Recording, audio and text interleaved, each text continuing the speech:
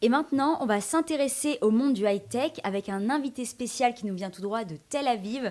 Alors, Ilandré, tu es le fondateur donc, de l'une des plus grandes agences digitales au monde, si je puis dire, Linkcode. Et puis, tu es le directeur artistique de Aqua Security, une start-up spécialisée dans le cloud. Je crois que j'ai bien dit les choses. Voilà, c'est parfait. Et puis, on a vécu quand même pas mal de choses en Israël ensemble. Ouais. Donc, je suis très contente de te recevoir sur ce plateau. Merci de m'accueillir. Avec Merci plaisir. à Lodji. Alors, tu es un grand entrepreneur en Israël.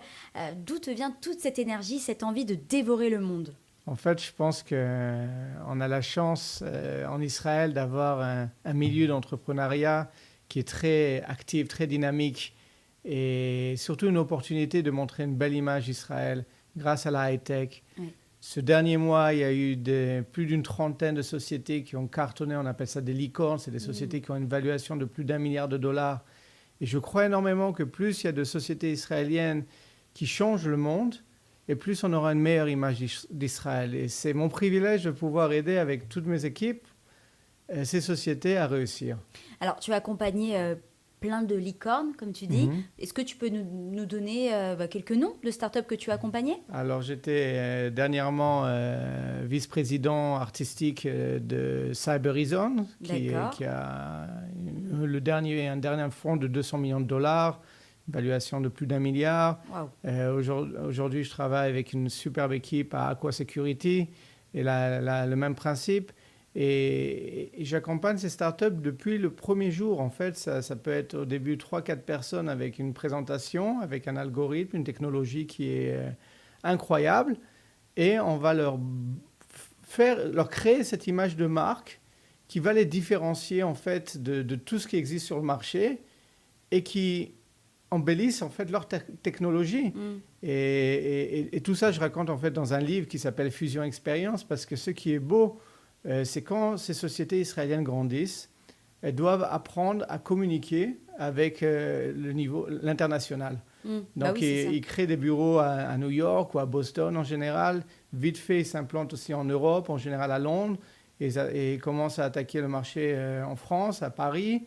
Et quand vous pensez à ça, le choc culturel qu'il y a entre ces pays, les différentes méthodologies, et crée des tensions parfois qui ralentissent le succès d'une société. D'accord. Et en fait, ce livre, il essaie de mettre en valeur la communication entre les gens et donner une méthodologie qui permet, au niveau professionnel comme personnel, à cartonner. Voilà, c'est ça. En fait, je voulais que tu me parles de ce livre jaune, de ce fameux livre jaune, donc Fusion Expérience, que tu nous as apporté. Donc, tu expliques un peu ta philosophie, tu la partages. Donc, c'est ça, en fait. Tu souhaites rapprocher les sociétés, les salariés de la société. Explique-nous à peu près. En fait, ce n'est pas qu'au niveau des entreprises. Aujourd'hui, avec la situation du Covid, on a été forcé à garder ce qu'on appelle une distance sociale. Ouais. On porte le masque. C'est encore plus difficile aujourd'hui de communiquer. J'imagine, pour draguer une fille aujourd'hui ou un mec, c'est beaucoup plus compliqué. On se méfie. Ensuite, il y a tout ce qui se passe dans les réseaux sociaux. Pendant la guerre en Israël, c'était très binaire, noir ou blanc, anti-Israël ou pour Israël. C'était une sorte de caricature.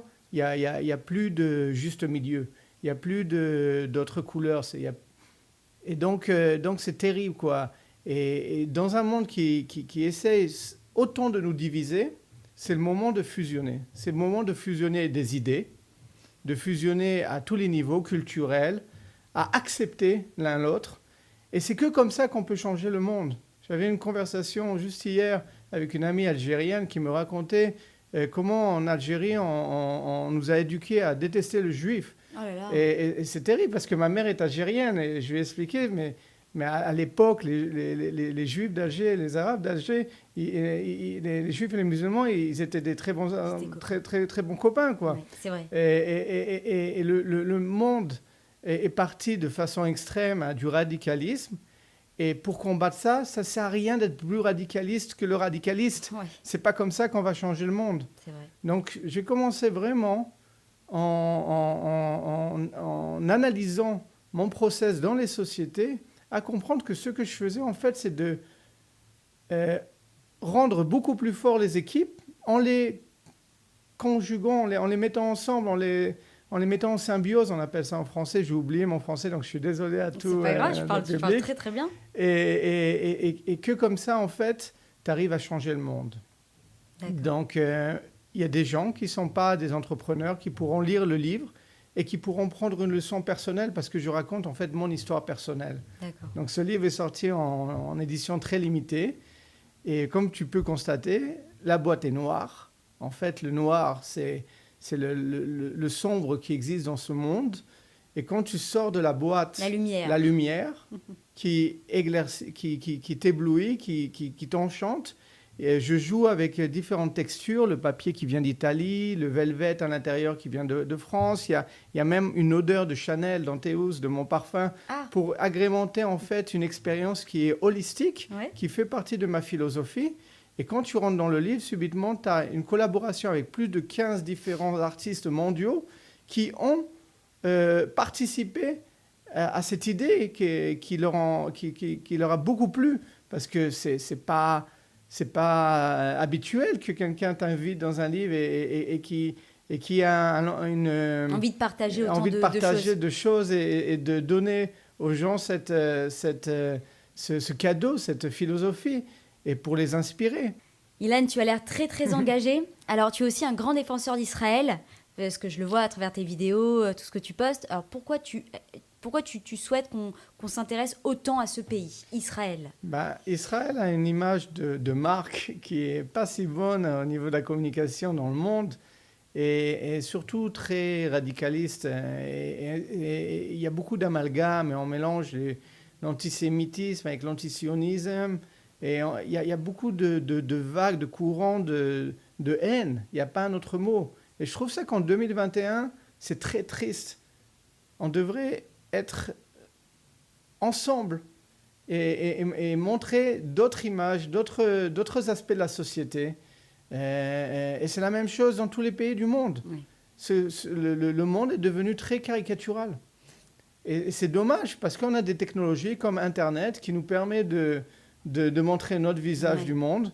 Et nous pouvons changer ce visage, cet aspect d'Israël en partageant tous nos bonheurs, pas la haine, c'est pas en partageant quelqu'un qui fait un acte antisémite que vous allez aider à faire réagir. Je sais que ça vous révolte, mais en partageant ça, ce qu'on retient visuellement, c'est une croix gammée, c'est un mec qui prend Hitler, c'est un mec qui casse un juif.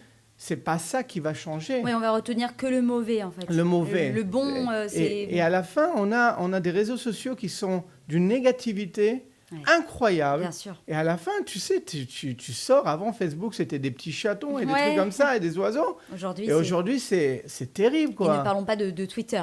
Ne parlons pas de Twitter, ne parlons pas des commentaires qui sont... propagation de haine qui est affolante. Affolante, à tous les niveaux, hein. Oui.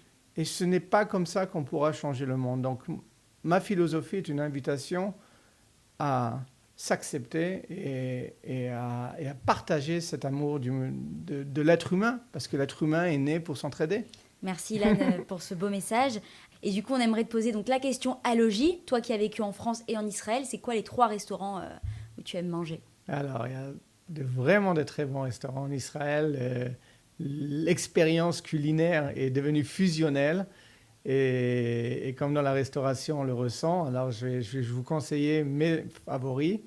Donc il y a le Whisky Museum, c'est un restaurant cachère qui a un bar à Sarona, exactement, à Sarona, Tel Aviv. Le Whisky Museum, il a la plus belle collection de whisky et il t'invite à une aventure de découverte autour du whisky avec des plats incroyables cachers qui sont exceptionnels. Et il y a le Toussi. Le Toussi, c'est au 49e étage d'Azrieli et tu as la plus belle vue de Tel Aviv. Et c'est un très, très, très bon restaurant. Et puis, dernièrement, j'ai découvert, hier, j'ai fait la surprise à mon frère. J'ai débarqué à Doron, dans le 17e, le restaurant israélien. C'était fort sympathique. Merci pour votre accueil. Et voilà, c'est tout. Donc, j'espère que c'est des belles adresses. J'essaie de vous apporter des choses qui sont authentiques et variées. Il y a vraiment le choix. Merci Ilan pour cette interview. Donc, vous pouvez retrouver notre échange dimanche prochain, voilà, sur Allogy le Live, pour en apprendre un peu plus sur l'high-tech, sur Israël et sur tout ce que tu as dit. Voilà, c'était une très très belle interview. J'ai passé un très bon moment. Ça me fait Merci. énormément plaisir. Merci à toi et merci à vous.